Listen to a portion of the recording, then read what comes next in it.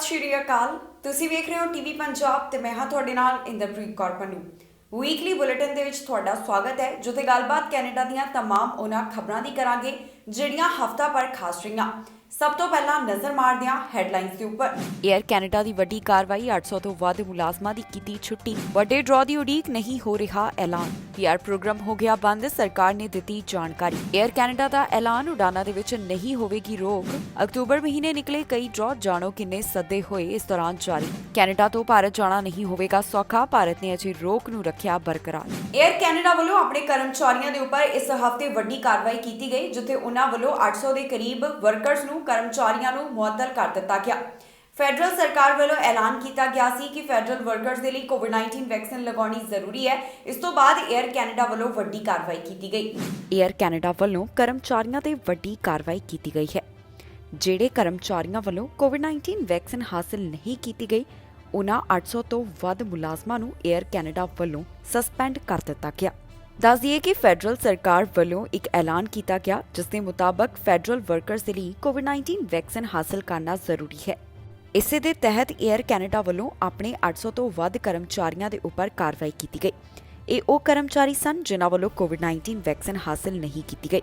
ਇਸ ਬਾਰੇ ਏਅਰਲਾਈਨ ਦੇ ਚੀਫ ਐਗਜ਼ੀਕਟਿਵ ਮਾਈਕਲ ਦੇ ਵੱਲੋਂ ਜਾਣਕਾਰੀ ਦਿੱਤੀ ਗਈ, ਜਿਸ ਦੇ ਵਿੱਚ ਉਨ੍ਹਾਂ ਦੱਸਿਆ ਕਿ ਕੈਨੇਡਾ ਦੇ 27,000 ਮੁਲਾਜ਼ਮ ਅਜਿਹੇ ਹਨ ਜਿਨ੍ਹਾਂ ਵੱਲੋਂ ਕੋਵਿਡ-19 ਵੈਕਸੀਨ ਹਾਸਲ ਕਰ ਲਈ ਗਈ ਹੈ, ਜਿਸ ਦਾ ਮਤਲਬ ਹੈ ਕਿ 96% ਮੁਲਾਜ਼ਮ ਇਸ ਸਮੇਂ ਫੁੱਲੀ ਵੈਕਸੀਨੇਟਡ ਹਨ। ਦੱਸ ਦਈਏ ਕਿ ਵੈਕਸੀਨ ਤੋਂ ਉਨ੍ਹਾਂ ਵਰਕਰਸ ਨੂੰ ਛੋਟ ਦਿੱਤੀ ਜਾ ਰਹੀ ਹੈ ਜਿਹੜੇ ਕਿਸੇ ਮੈਡੀਕਲ ਕਾਰਨ ਦੇ ਕਾਰਨ ਇਹ ਵੈਕਸੀਨ ਹਾਸਲ ਨਹੀਂ ਕਰ ਸਕਦੇ। ਪਰ ਜਿਹੜੇ ਕਰਮਚਾਰੀਆਂ ਵੱਲੋਂ ਇਹ ਵੈਕਸੀਨ ਹਾਸਲ ਨਹੀਂ ਕੀਤੀ ਗਈ ਤੇ ਇਹਨਾਂ ਪਿੱਛੇ ਕੋਈ ਮੈਡੀਕਲ ਕਾਰਨ ਨਹੀਂ ਹੈ, ਉਨ੍ਹਾਂ ਉੱਪਰ ਏਅਰ ਕੈਨੇਡਾ ਵੱਲੋਂ ਕਾਰਵਾਈ ਕਰਦਿਆਂ ਉਨ੍ਹਾਂ ਨੂੰ ਬਿਨਾਂ ਤਨਖਾਹ ਦੇ ਮੁਅੱਤਲ ਕਰ ਦਿੱਤਾ ਗਿਆ। ਕੰਪਨੀ ਵੱਲੋਂ ਦਿੱਤੀ ਗਈ ਜਾਣਕਾਰੀ ਦੇ ਮੁਤਾਬਕ ਜਿਹੜੇ ਵਰਕਰਸ ਸਸਪੈਂਡ ਕੀਤੇ ਗਏ ਉਹ ਕਿਸੇ ਇੱਕ ਡਿਪਾਰਟਮੈਂਟ ਦੇ ਨਾਲ ਨਹੀਂ ਜੁੜੇ ਹੋਏ, ਬਲਕਿ ਅਲੱਗ-ਅਲੱਗ ਡਿਪਾਰਟਮੈਂਟਸ ਦੇ ਵਿੱਚੋਂ ਇਨ੍ਹਾਂ ਮੁਲਾਜ਼ਮਾਂ ਦੀ ਛੁੱਟੀ ਕੀਤੀ ਗਈ ਹੈ। ਦੱਸਣਯੋਗ ਹੈ ਕਿ ਪ੍ਰਧਾਨ ਮੰਤਰੀ ਜਸਟਿਨ ਟਰੂਡੋ ਵੱਲੋਂ ਪਿਛਲੇ ਮਹੀਨੇ ਐਲਾਨ ਕੀਤਾ ਗਿਆ, ਜਿਸ ਦੇ ਵਿੱਚ ਕਿਹਾ ਗਿਆ ਕਿ 30 ਅਕਤੂਬਰ ਤੋਂ ਪਹਿਲਾਂ ਫੈਡਰਲ ਵਰਕਰਸ ਅਤੇ ਯਾਤਰੀਆਂ ਵਾਸਤੇ ਜ਼ਰੂਰੀ ਹੈ ਕਿ ਉਹ ਕੋਵਿਡ-19 ਵੈਕਸੀਨ ਦੇ ਦੋਨੋਂ ਸ਼ਾਟਸ ਹਾਸਲ ਕਰ ਲੈਣ ਤੇ ਜਿਹੜੇ ਕਰਮਚਾਰੀ ਅਜਿਹਾ ਨਹੀਂ ਕਰਨਗੇ ਉਨ੍ਹਾਂ ਉੱਪਰ ਕਾਰਵਾਈ ਕਰਨ ਦੀ ਵੀ ਸਰਕਾਰ ਵੱਲੋਂ ਗੱਲ ਆਖੀ ਗਈ ਸੀ। ਇੱਥੇ ਇਹ ਵੀ ਦੱਸਣਯੋਗ ਹੈ ਕਿ ਏਅਰ ਕੈਨੇਡਾ ਹੀ ਨਹੀਂ ਬਲਕਿ ਹੋਰ ਏਅਰਲਾਈਨਸ ਦੇ ਵੱਲੋਂ ਵੀ ਵੈਕਸੀਨੇਸ਼ਨ ਦੇ ਨਾਲ ਜੁੜਿਆ ਹੋਇਆ ਐਲਾਨ ਕੀਤਾ ਗਿਆ। ਕਈ ਤਰ੍ਹਾਂ ਦੀਆਂ ਕੰਪਨੀਆਂ ਦੇ ਵੱਲੋਂ ਵੈਕਸੀਨੇਸ਼ਨ ਨੀਤੀ ਲਿਆਂਦੀ ਗਈ ਹੈ, ਜਿਸ ਦੇ ਮੁਤਾਬਕ ਵਰਕਰਸ ਦੇ ਲਈ ਕੋਵਿਡ-19 ਵੈਕਸੀਨ ਹਾਸਲ ਕਰਨਾ ਜ਼ਰੂਰੀ ਹੈ। ਸਾਲ ਖਤਮ ਹੋਣ ਦੇ ਵਿੱਚ ਸਿਰਫ 2 ਮਹੀਨੇ ਦਾ ਸਮਾਂ ਰਹਿ ਗਿਆ। ਇੰਤਜ਼ਾਰ ਕੀਤਾ ਜਾ ਰਿਹਾ ਹੈ ਕਿ ਫੈਡਰਲ ਲੈਵਲ ਦਾ ਡਰਾਅ ਕਦੋਂ ਕੱਢਿਆ ਜਾਵੇਗਾ।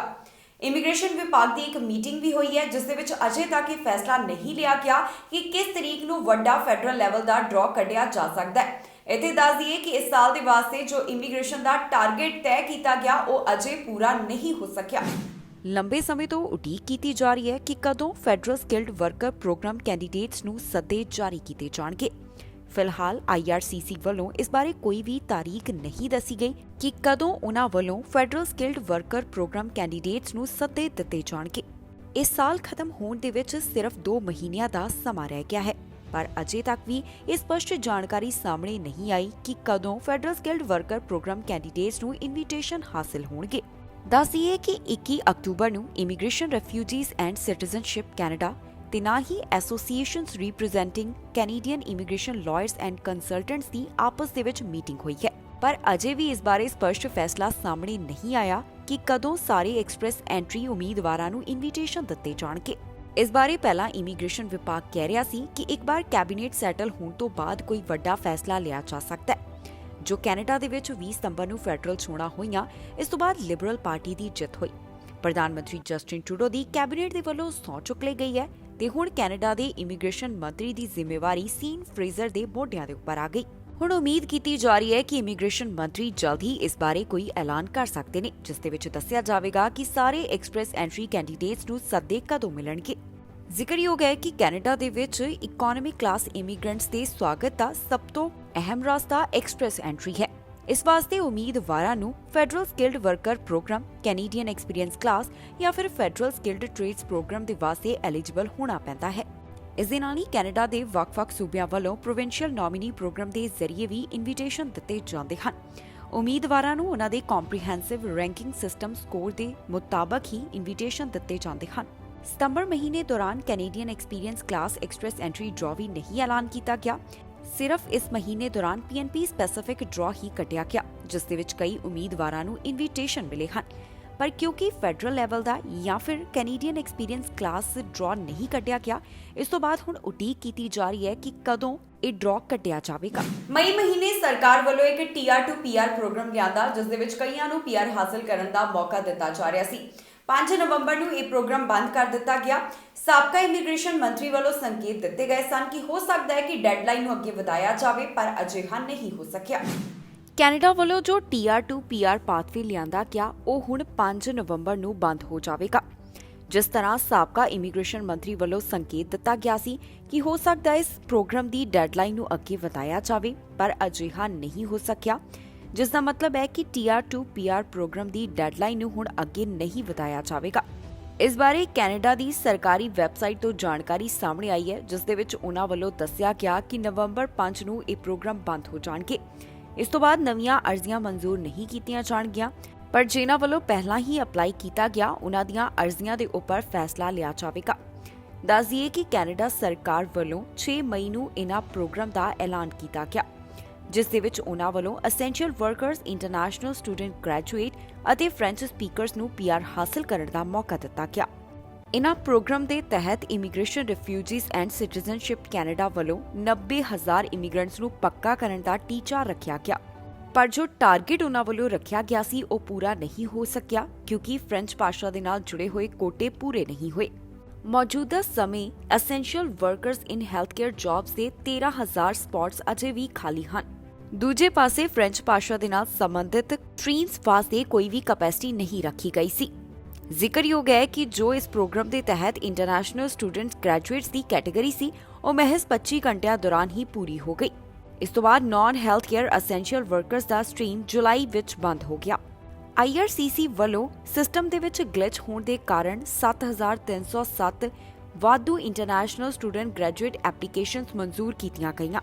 ਇਮੀਗ੍ਰੇਸ਼ਨ ਕੈਨੇਡਾ ਵੱਲੋਂ ਜੋ ਇੱਕ ਅੰਦਾਜ਼ਾ ਲਗਾਇਆ ਗਿਆ, ਉਸ ਦੇ ਮੁਤਾਬਕ ਉਹਨਾਂ ਨੂੰ ਵੱਖੋ-ਵੱਖ ਸਟਰੀਮ ਦੇ ਅਧੀਨ 99,500 ਐਪਲੀਕੇਸ਼ਨਸ ਆਈਆਂ ਹਨ। ਇੱਥੇ ਦੱਸਣਯੋਗ ਹੈ ਕਿ ਜੋ ਸਰਕਾਰ ਵੱਲੋਂ ਇਹ ਪ੍ਰੋਗਰਾਮ ਲਿਆਂਦਾ ਗਿਆ, ਇਹ ਉਸ ਟਾਰਗੇਟ ਦੇ ਨਾਲ ਜੁੜਿਆ ਹੋਇਆ ਸੀ ਜੋ ਇਮੀਗ੍ਰੇਸ਼ਨ ਵਿਭਾਗ ਵੱਲੋਂ ਤੈਅ ਕੀਤਾ ਗਿਆ। IRCC ਵੱਲੋਂ ਇੱਕ ਟਾਰਗੇਟ ਰੱਖਿਆ ਗਿਆ ਸੀ ਕਿ ਉਹਨਾਂ ਵੱਲੋਂ 2021 ਦੌਰਾਨ 4,01,000 ਨਵੇਂ ਇਮੀਗ੍ਰੈਂਟਸ ਦਾ ਸਵਾਗਤ ਕੀਤਾ ਜਾਵੇਗਾ। ਇਸ ਨੂੰ ਪੂਰਾ ਕਰਨ ਵਾਸਤੇ ਪਹਿਲਾਂ 13 ਫਰਵਰੀ ਨੂੰ ਇੱਕ ਵੱਡਾ ਸਰਪ੍ਰਾਈਜ਼ ਦਿੱਤਾ ਗਿਆ, ਜਿੱਥੇ ਇੱਕੋ ਵਾਰ ਦੇ ਵਿੱਚ ਵੱਧ ਇਨਵੀਟੇਸ਼ਨ ਜਾਰੀ ਕੀਤੇ ਗਏ ਤੇ ਇਸ ਤੋਂ ਬਾਅਦ ਮਈ ਮਹੀਨੇ ਇੱਕ ਪ੍ਰੋਗਰਾਮ ਲਿਆਂਦਾ ਗਿਆ, ਜਿਸ ਦੇ ਵਿੱਚ ਕਈਆਂ ਨੂੰ PR ਹਾਸਲ ਕਰਨ ਦਾ ਮੌਕਾ ਦਿੱਤਾ ਗਿਆ। ਹੁਣ ਤੱਕ ਦੀ ਜਾਣਕਾਰੀ ਦੇ ਮੁਤਾਬਕ ਕੈਨੇਡਾ ਦੇ ਵਿੱਚ 2,67,000 ਇਮੀਗ੍ਰੈਂਟਸ ਦਾ ਸਵਾਗਤ ਕੀਤਾ ਜਾ ਚੁੱਕਿਆ ਹੈ। ਕੱਲ੍ਹ ਸਤੰਬਰ ਮਹੀਨੇ ਦੇ ਵਿੱਚ ਹੀ 45,000 ਇਮੀਗ੍ਰੈਂਟਸ ਲੈਂਡ ਹੋਏ ਹਨ। ਇਸ ਹਫ਼ਤੇ 에ਅਰ ਕੈਨੇਡਾ ਵੱਲੋਂ ਉਡਾਨਾਂ ਸੰਬੰਧੀ ਇੱਕ ਵੱਡਾ ਐਲਾਨ ਕੀਤਾ ਗਿਆ, ਜਿਸ ਦੇ ਵਿੱਚ ਉਹਨਾਂ ਨੇ ਦੱਸਿਆ ਗਿਆ ਕਿ ਹੁਣ ਪਹਿਲਾਂ ਦੇ ਵਾਂਗ ਹੀ ਉਡਾਨਾਂ ਜਾਣੀ ਕਿ ਫਲਾਈਟਸ ਚਲਾਈਆਂ ਜਾਣਗੀਆਂ। ਜੋ ਪਹਿਲਾਂ ਪਾਬੰਦੀਆਂ ਲਗਾਈਆਂ ਗਈਆਂ, ਉਹਨਾਂ ਨੂੰ ਹੁਣ ਹੌਲੀ-ਹੌਲੀ ਕਰਕੇ ਹਟਾਇਆ ਜਾ ਰਿਹਾ ਹੈ। ਕੋਰੋਨਾ ਵਾਇਰਸ ਦਾ ਅਸਰ ਉਡਾਨਾਂ ਦੇ ਉੱਪਰ ਵੀ ਪਿਆ, ਜਿੱਥੇ ਵੱਖ-ਵੱਖ ਦੇਸ਼ਾਂ ਵੱਲੋਂ ਜੋ ਪਾਬੰਦੀਆਂ ਲਗਾਈਆਂ ਗਈਆਂ, ਉਸ ਦੇ ਕਾਰਨ ਉਡਾਨਾਂ ਦੀ ਗਿਣਤੀ ਘਟੀ। ਯਾਤਰੀਆਂ ਵੱਲੋਂ ਵੱਖ-ਵੱਖ ਦੇਸ਼ਾਂ ਦੇ ਵਿੱਚ ਸਫ਼ਰ ਨਹੀਂ ਕੀਤਾ ਗਿਆ। ਇਸ ਦੇ ਕਾਰਨ 에ਅਰਲਾਈਨਸ ਨੂੰ ਵੱਡਾ ਘਾਟਾ ਸਹਿਣਾ ਪਿਆ। ਕੈਨੇਡਾ ਦੀ 에ਅਰਲਾਈਨਸ ਵੱਲੋਂ ਇਸ ਘਾਟੇ ਨੂੰ ਪੂਰਾ ਕਰਨ ਸੰਬੰਧੀ ਹੁਣ ਕਦਮ ਚੁੱਕਿਆ ਜਾ ਰਿਹਾ ਹੈ, ਜਿੱਥੇ ਉਹਨਾਂ ਵੱਲੋਂ ਉਡਾਨਾਂ ਦੇ ਵਿੱਚ ਵਾਧੇ ਦਾ ਐਲਾਨ ਕੀਤਾ ਗਿਆ। 18 ਮਹੀਨਿਆਂ ਦੀ ਲੰਬੀ ਉਡੀਕ ਤੋਂ ਬਾਅਦ ਉਮੀਦ ਕੀਤੀ ਜਾ ਰਹੀ ਹੈ ਕਿ ਜਲਦ ਹੀ ਪਹਿਲਾਂ ਵਾਂਗ ਯਾਤਰਾ ਦੀ ਸ਼ੁਰੂਆਤ ਹੋ ਸਕੇਗੀ। ਕੈਲਗਰੀ ਬੇਸਡ 에ਅਰਲਾਈਨ ਦੇ ਵੱਲੋਂ ਫੈਸਲਾ ਲਿਆ ਗਿਆ ਹੈ ਕਿ ਦਸੰਬਰ ਮਹੀਨੇ ਦੇ ਆਖਿਰ ਤੱਕ ਉਹਨਾਂ ਵੱਲੋਂ 70% ਦੀ ਕੈਪੈਸਿਟੀ ਵਧਾਈ ਜਾਵੇਗੀ।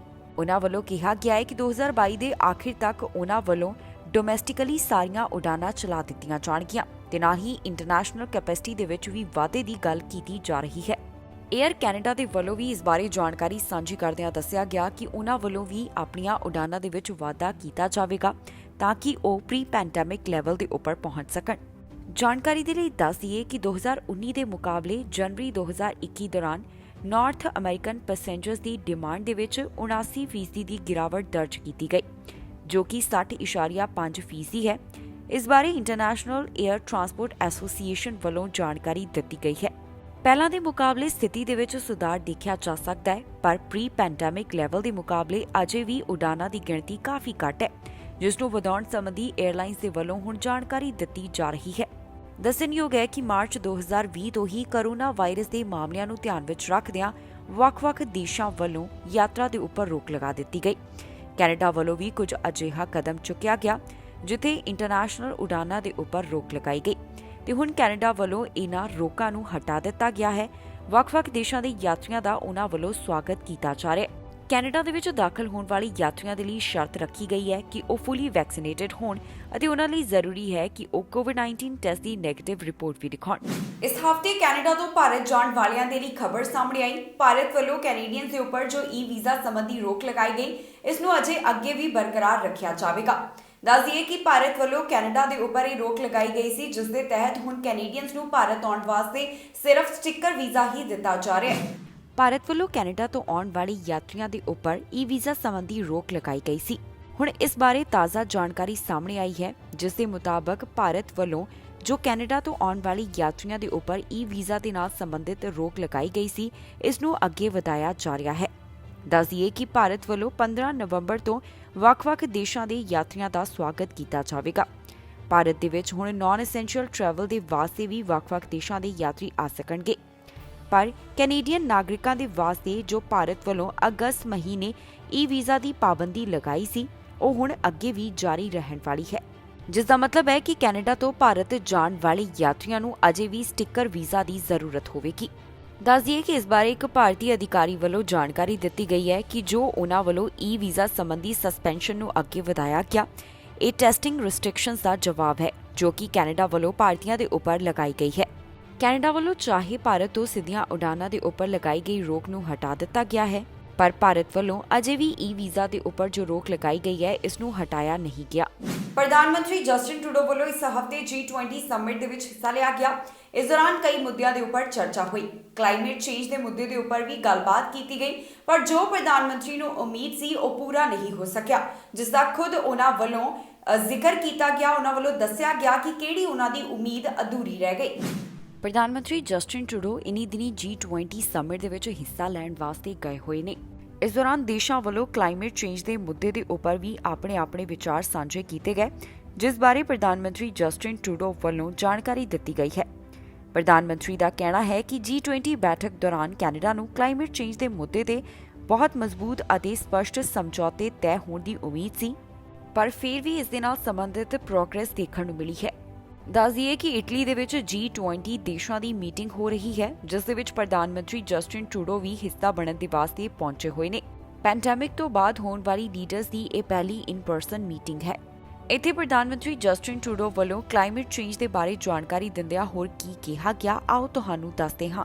Canada, along with a number of other countries, would have liked stronger language and stronger commitments on the fight against climate change than others. But we did make significant progress on recognizing 1.5 degrees as the ambition we need to share, on moving forward and identifying the phasing out of coal as an essential goal, on fighting and reducing methane emissions as being key, and also recognizing with the doubling of Canada's climate financing to the developing world. There's work to do, and we're going to continue that work over the coming days with like-minded partners at COP. Statistics Canada ਵੱਲੋਂ ਜਾਣਕਾਰੀ ਦਿੱਤੀ ਗਈ ਕਿ October ਮਹੀਨੇ Canada ਦੀ ਆਰਥਿਕਤਾ ਦੇ ਵਿੱਚ ਕਿੰਨੀਆਂ ਨੌਕਰੀਆਂ ਸ਼ਾਮਿਲ ਹੋਈਆਂ। ਜਾਣਕਾਰੀ ਮੁਤਾਬਕ 31,000 ਨਵੀਆਂ ਨੌਕਰੀਆਂ ਆਰਥਿਕਤਾ ਦੇ ਵਿੱਚ ਐਡ ਹੋਈਆਂ ਨੇ, ਪਰ ਦੂਜੇ ਪਾਸੇ ਬੇਰੋਜ਼ਗਾਰੀ ਦਰ ਵੀ ਪਹਿਲਾਂ ਦੇ ਮੁਕਾਬਲੇ ਹੇਠਾਂ ਆਈ ਹੈ। ਜੋ ਅੰਦਾਜ਼ਾ ਲਗਾਇਆ ਗਿਆ, ਉਸ ਦੇ ਮੁਕਾਬਲੇ ਘੱਟ ਨੌਕਰੀਆਂ ਹੀ ਅਕਤੂਬਰ ਮਹੀਨੇ ਸ਼ਾਮਲ ਹੋਈਆਂ। ਕੈਨੇਡਾ ਦੀ ਆਰਥਿਕਤਾ ਦੇ ਵਾਸਤੇ ਅਕਤੂਬਰ ਮਹੀਨਾ ਕਿਸ ਤਰ੍ਹਾਂ ਦਾ ਰਿਹਾ, ਇਸ ਬਾਰੇ ਜਾਣਕਾਰੀ ਸਾਹਮਣੇ ਆਈ ਹੈ। ਇਸ ਮਹੀਨੇ ਆਰਥਿਕਤਾ ਦੇ ਵਿੱਚ ਕਈ ਨਵੀਆਂ ਨੌਕਰੀਆਂ ਸ਼ਾਮਲ ਹੋਈਆਂ ਤੇ ਬੇਰੋਜ਼ਗਾਰੀ ਦਰ ਵੀ ਪਹਿਲਾਂ ਦੇ ਮੁਕਾਬਲੇ ਘੱਟ ਦਰਜ ਕੀਤੀ ਗਈ। ਸਟੈਟਿਸਟਿਕਸ ਕੈਨੇਡਾ ਵੱਲੋਂ ਜਾਣਕਾਰੀ ਦਿੱਤੀ ਗਈ ਹੈ ਕਿ ਅਕਤੂਬਰ ਮਹੀਨੇ ਕੈਨੇਡਾ ਦੀ ਆਰਥਿਕਤਾ ਦੇ ਵਿੱਚ 31,000 ਨਵੀਆਂ ਨੌਕਰੀਆਂ ਪੈਦਾ ਹੋਈਆਂ, ਪਰ ਇੱਥੇ ਦੱਸ ਦਈਏ ਕਿ ਸਤੰਬਰ ਮਹੀਨੇ ਦੌਰਾਨ ਕੈਨੇਡਾ ਦੀ ਆਰਥਿਕਤਾ ਦੇ ਵਿੱਚ ਜਿਹੜੀਆਂ ਨੌਕਰੀਆਂ ਜੁੜੀਆਂ ਸਨ, ਉਹਨਾਂ ਦੇ ਮੁਕਾਬਲੇ ਇਸ ਮਹੀਨੇ ਜਾਣੀ ਕਿ ਅਕਤੂਬਰ ਮਹੀਨੇ ਘੱਟ ਨੌਕਰੀਆਂ ਐਡ ਹੋਈਆਂ। ਪਰ ਇਸ ਦੌਰਾਨ ਇਹ ਜ਼ਰੂਰ ਦੇਖਿਆ ਗਿਆ ਕਿ ਅਕਤੂਬਰ ਮਹੀਨੇ ਪਹਿਲਾਂ ਦੇ ਮੁਕਾਬਲੇ ਬੇਰੋਜ਼ਗਾਰੀ ਦਰ ਘੱਟ ਹੋਈ ਹੈ। ਸਟੈਟਿਸਟਿਕਸ ਕੈਨੇਡਾ ਦੀ ਜਾਣਕਾਰੀ ਦੇ ਮੁਤਾਬਕ ਅਕਤੂਬਰ ਮਹੀਨੇ ਨੌਕਰੀਆਂ ਦੇ ਵਿੱਚ 0.2% ਦਾ ਵਾਧਾ ਹੋਇਆ। ਰੀਟੇਲ ਸੇਲ ਦੇ ਵਿੱਚ 72,000 ਨੌਕਰੀਆਂ ਪੈਦਾ ਹੋਈਆਂ, ਪਰ ਹੋਟਲ ਤੇ ਰੈਸਟੋਰੈਂਟ ਸੈਕਟਰ, ਫੂਡ ਸੇਵਾਵਾਂ ਸੈਕਟਰ ਦੇ ਵਿੱਚ ਨੌਕਰੀਆਂ ਅਜੇ ਵੀ ਘੱਟ ਦਰਜ ਕੀਤੀਆਂ ਗਈਆਂ ਹਨ। ਇਨ੍ਹਾਂ ਸੈਕਟਰਸ ਦੇ ਵਿੱਚ ਦੇਖਿਆ ਗਿਆ ਕਿ ਅਕਤੂਬਰ ਮਹੀਨੇ ਦੌਰਾਨ 27,000 ਨੌਕਰੀਆਂ ਘਟ ਗਈਆਂ। ਏਜੰਸੀ ਵੱਲੋਂ ਸਾਂਝੀ ਕੀਤੀ ਗਈ ਜਾਣਕਾਰੀ ਦੇ ਮੁਤਾਬਕ ਕੈਨੇਡਾ ਦੇ 2 ਅਜਿਹੇ ਪ੍ਰੋਵਿੰਸ ਹਨ ਜਿੱਥੇ ਕਾਫੀ ਜ਼ਿਆਦਾ ਨੌਕਰੀਆਂ ਦਰਜ ਕੀਤੀਆਂ ਗਈਆਂ ਨੇ। ਜਾਣਕਾਰੀ ਮੁਤਾਬਕ ਇਕਨੋਮੀ ਦੇ ਵਿੱਚ ਓਨਟਾਰੀਓ ਤੋਂ 37,000 ਅਤੇ ਨਿਊ ਬਰਨਸਵਿਕ ਦੇ ਵਿੱਚ 3,000 ਨਵੀਆਂ ਨੌਕਰੀਆਂ ਦਰਜ ਕੀਤੀਆਂ ਗਈਆਂ। ਸਸਕੈਚੁਆਨ ਦੇ ਵਿੱਚ 6,500 ਅਤੇ ਮੈਨੀਟੋਬਾ ਦੇ ਵਿੱਚ 3,100 ਨੌਕਰੀਆਂ ਘਟ ਗਈਆਂ ਹਨ। ਬੇਰੁਜ਼ਗਾਰੀ ਦਰ ਦੇ ਬਾਰੇ ਸਟੈਟਿਸਟਿਕਸ ਕੈਨੇਡਾ ਵੱਲੋਂ ਦੱਸਿਆ ਗਿਆ ਕਿ ਪਹਿਲਾਂ ਦੇ ਮੁਕਾਬਲੇ ਅਨਇੰਪਲੋਇਮੈਂਟ ਰੇਟ ਘਟ ਕੇ 6.7% ਦੇ ਉੱਪਰ ਆ ਗਿਆ। ਅਕਤੂਬਰ ਮਹੀਨੇ ਕਈ ਪੀਐਨਪੀ ਡਰਾਅ ਕੱਢੇ ਗਏ ਜਿਸ ਦੇ ਵਿੱਚ ਹੁਣ ਤੱਕ ਵੱਡੀ ਗਿਣਤੀ ਉਮੀਦਵਾਰਾਂ ਨੂੰ ਇਨਵੀਟੇਸ਼ਨ ਹਾਸਲ ਹੋਏ ਨੇ। ਇਸ ਹਫ਼ਤੇ ਪੀਐਨਪੀ ਡਰਾਅ ਦੇ ਬਾਰੇ ਜਾਣਕਾਰੀ ਸਾਹਮਣੇ ਆਈ ਹੈ ਜੋ ਦੱਸਾਂਗੇ ਤੁਹਾਨੂੰ ਇਸ ਖਬਰ ਦੇ ਵਿੱਚ। ਕੈਨੇਡਾ ਦੇ ਵਿੱਚ ਅਕਤੂਬਰ ਮਹੀਨੇ ਦੌਰਾਨ ਕਈ ਪੀਐਨਪੀ ਡਰਾਅ ਕੱਢੇ ਗਏ। ਪ੍ਰੋਵਿੰਸਸ ਦੇ ਵੱਲੋਂ ਜੋ ਇਹ ਡਰਾਅ ਐਲਾਨ ਕੀਤੇ ਗਏ ਇਸ ਦੇ ਵਿੱਚ ਕਈ ਉਮੀਦਵਾਰਾਂ ਨੂੰ ਇਨਵੀਟੇਸ਼ਨ ਹਾਸਲ ਹੋਏ। ਇਸ ਦੇ ਨਾਲ ਹੀ IRCC ਵੱਲੋਂ ਅਕਤੂਬਰ ਮਹੀਨੇ ਦੌਰਾਨ 2 ਐਕਸਪ੍ਰੈਸ ਐਂਟਰੀ ਡਰਾਅ ਐਲਾਨ ਕੀਤੇ ਗਏ ਜਿਸ ਦੇ ਵਿੱਚ PNP ਕੈਂਡੀਡੇਟਸ ਨੂੰ ਟਾਰਗੇਟ ਕੀਤਾ ਗਿਆ। ਅਕਤੂਬਰ 13 ਨੂੰ ਜੋ ਡਰਾਅ ਕੱਢਿਆ ਗਿਆ ਉਸ ਦੇ ਵਿੱਚ 681 ਅਤੇ ਅਕਤੂਬਰ 27 ਵਾਲੇ ਡਰਾਅ ਦੇ ਵਿੱਚ 888 ਉਮੀਦਵਾਰਾਂ ਨੂੰ ਸੱਦੇ ਦਿੱਤੇ ਗਏ। ਹੁਣ ਤੁਹਾਨੂੰ ਦੱਸਦੇ ਹਾਂ ਕਿ ਵੱਖ-ਵੱਖ ਪ੍ਰੋਵਿੰਸਸ ਦੇ ਵੱਲੋਂ ਕਿੰਨੇ PNP ਡਰਾਅ ਕੱਢੇ ਗਏ ਅਤੇ ਇਸ ਤਹਿਤ ਕਿੰਨੇ ਉਮੀਦਵਾਰਾਂ ਦੀ ਕਿਸਮਤ ਜਾਗੀ ਹੈ। ਓਨਟਾਰੀਓ ਵੱਲੋਂ ਇਸ ਮਹੀਨੇ ਦੌਰਾਨ 7 ਡਰਾਅ ਕੱਢੇ ਗਏ ਜਿੱਥੇ ਓਨਟਾਰੀਓ ਇਮੀਗ੍ਰੈਂਟ ਨੋਮੀਨੀ ਪ੍ਰੋਗਰਾਮ ਦੇ ਜ਼ਰੀਏ ਕਈ ਉਮੀਦਵਾਰਾਂ ਦੀ ਕਿਸਮਤ ਜਾਗੀ। ਓਨਟਾਰੀਓ ਵੱਲੋਂ ਅਕਤੂਬਰ 6 ਨੂੰ ਹਿਊਮਨ ਕੈਪੀਟਲ ਪ੍ਰਾਇਓਰਿਟੀ ਸਟਰੀਮ ਅਧੀਨ ਡਰਾਅ ਐਲਾਨ ਕੀਤਾ ਗਿਆ ਜਿਸ ਦੇ ਵਿੱਚ 486 ਉਮੀਦਵਾਰਾਂ ਨੂੰ ਸੱਦੇ ਹਾਸਲ ਹੋਏ। ਇਸ ਤੋਂ ਬਾਅਦ ਅਕਤੂਬਰ 7 ਨੂੰ ਜੋ ਡਰਾਅ ਕੱਢਿਆ ਗਿਆ ਉਸ ਵਿੱਚ 162 ਐਕਸਪ੍ਰੈਸ ਐਂਟਰੀ ਕੈਂਡੀਡੇਟਸ ਨੂੰ ਪ੍ਰੋਵਿੰਸ਼ੀਅਲ ਨੋਮੀਨੇਸ਼ਨ ਦੇ ਵਾਸਤੇ ਅਪਲਾਈ ਕਰਨ ਦਾ ਮੌਕਾ ਦਿੱਤਾ ਗਿਆ। ਅਕਤੂਬਰ 21 ਨੂੰ ਓਨਟਾਰੀਓ ਵੱਲੋਂ ਮਾਸਟਰਸ ਗ੍ਰੈਜੂਏਟ, PhD ਗ੍ਰੈਜੂਏਟ ਅਤੇ employer job offer foreign worker stream ਦੇ ਅਧੀਨ ਸੱਦੇ ਜਾਰੀ ਕੀਤੇ ਗਏ ਜਿਸ ਦੇ ਵਿੱਚ 546 ਇਮੀਗ੍ਰੇਸ਼ਨ ਕੈਂਡੀਡੇਟਸ ਨੂੰ ਇਨਵੀਟੇਸ਼ਨ ਮਿਲੇ। ਇਸ ਤੋਂ ਬਾਅਦ ਅਕਤੂਬਰ 27 ਨੂੰ ਜੋ ਡਰਾਅ ਕੱਢਿਆ ਗਿਆ ਉਸ ਹਿਊਮਨ ਕੈਪੀਟਲ ਪ੍ਰਾਇਓਰਿਟੀ ਸਟਰੀਮ ਅਧੀਨ 1,406 ਇਮੀਗ੍ਰੇਸ਼ਨ ਕੈਂਡੀਡੇਟਸ ਨੂੰ ਇਨਵੀਟੇਸ਼ਨ ਮਿਲੇ। ਓਨਟਾਰੀਓ ਵੱਲੋਂ ਅਕਤੂਬਰ 28 ਨੂੰ ਵੀ ਇੱਕ ਡਰਾਅ ਕੱਢਿਆ ਗਿਆ ਜਿਸ ਦੇ ਵਿੱਚ 20 ਇਨਵੀਟੇਸ਼ਨ ਜਾਰੀ ਕੀਤੇ ਗਏ। ਕੁੱਲ ਮਿਲਾ ਕੇ ਪ੍ਰੋਵਿੰਸ ਦੇ ਵੱਲੋਂ ਇਸ ਮਹੀਨੇ ਦੌਰਾਨ 2,620 ਇਨਵੀਟੇਸ਼ਨ ਜਾਰੀ ਕੀਤੇ ਗਏ। ਬ੍ਰਿਟਿਸ਼ ਕੋਲੰਬੀਆ ਵੱਲੋਂ ਅਕਤੂਬਰ ਮਹੀਨੇ ਦੌਰਾਨ ਕੁੱਲ 6 ਡਰਾਅ ਐਲਾਨੇ ਗਏ ਜਿੱਥੇ ਉਹਨਾਂ ਵੱਲੋਂ 660 ਉਮੀਦਵਾਰਾਂ ਨੂੰ ਪ੍ਰੋਵਿੰਸ਼ੀਅਲ ਨੋਮੀਨੇਸ਼ਨ ਦੇ ਵਾਸਤੇ ਅਪਲਾਈ ਕਰਨ ਦਾ ਮੌਕਾ ਦਿੱਤਾ।